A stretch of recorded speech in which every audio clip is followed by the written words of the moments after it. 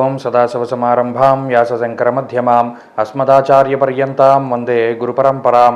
జ్యోతిషశాస్త్రాన్ని భావితరాల వారికి ప్రసాదించిన ఋషుల యొక్క పాదపద్మాలకి నమస్కారం చేసుకుంటూ, అలాగే నాకు ఈ జ్యోతిష విద్యను నేర్పిన గురువర్యులు జ్యోతిష బ్రహ్మ కీర్తిశేషులు శ్రీ ఈరంకి సూర్యనారాయణమూర్తి గారు, సూర్యశ్రీ దైవజ్ఞ గారి యొక్క పాదపద్మాలకి నమస్కారం చేసుకుంటూ, ఓం శ్రీ మహాగణాధిపతి నమః, శ్రీ గురుభ్యో నమః, హరి ఓం.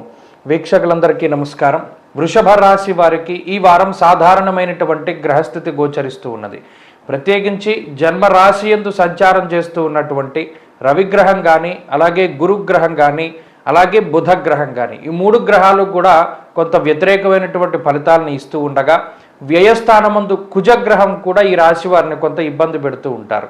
అయితే ఈ గ్రహ సంపత్తి వల్ల ప్రత్యేకించి శారీరకమైనటువంటి శ్రమ కొంత అధికంగా ఉంటుంది. కాలాతిక్రమ భోజనం బంధుమిత్ర సుహృద్వేష అన్నది శాస్త్రం.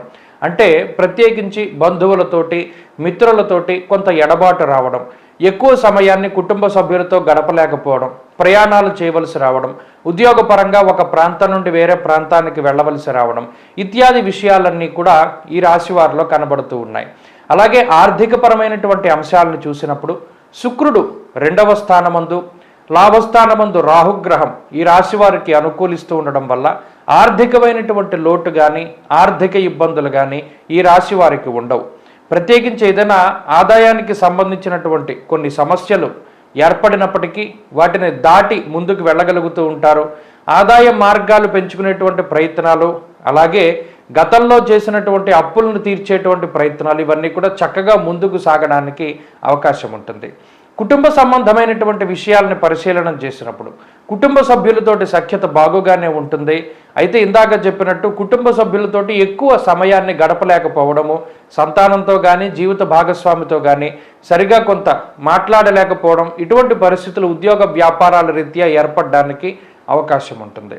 ఆరోగ్యపరంగా కొంత శరీరం అనేటువంటిది ఇబ్బంది పడడానికి అవకాశం ఉన్నది. ఈ గ్రహస్థితి, ప్రస్తుతం ఉన్నటువంటి ఈ గ్రహస్థితి శరీర అలసటకి కారణమవుతుంది. ప్రయాణాలు చేయడం వల్ల కొంత ఇబ్బంది పడేటువంటి పరిస్థితికి కారణమవుతుంది.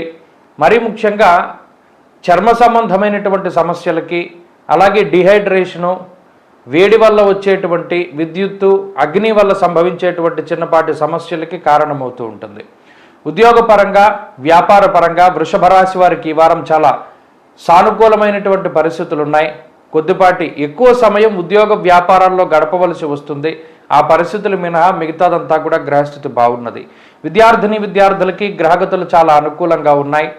దూర విద్య, విదేశీ విద్య, పోటీ పరీక్షలు, మౌఖిక పరీక్షల్లో మంచి విజయాన్ని సాధించడానికి ఈ గ్రహస్థితి ప్రోత్సహిస్తూ ఉంటుంది. స్త్రీలకు ప్రత్యేకించి ఈ గ్రహస్థితి మానసికమైనటువంటి ప్రశాంతతని కొంత దూరం చేస్తుంది. మరీ ముఖ్యంగా చిన్నపాటి మాట పట్టింపులతోటి ఇబ్బంది పడడానికి అవకాశాన్ని కల్పిస్తుంది. పట్టుదలని వదిలిపెట్టి కొన్ని సందర్భాల్లో పట్టు విడుపుగా ముందుకు వెళుతూ ఉండడం చెప్పదగినటువంటి సూచన. వృషభ రాశి వారి ఈ వారం మరింత అనుకూలమైనటువంటి ఫలితాలని సాధించడానికై సూర్యారాధన చేస్తూ ఉండడం చెప్పదగినటువంటి సూచన. ఆదిత్య హృదయ స్తోత్ర పారాయణం మంచి ఫలితాన్ని ఇస్తుంది. ఈ వారంలో కలిసి వచ్చేటువంటి రోజు శుక్రవారంగా చెప్పవచ్చును. అదృష్ట సంఖ్య 2, అదృష్ట వర్ణము తెలుపు.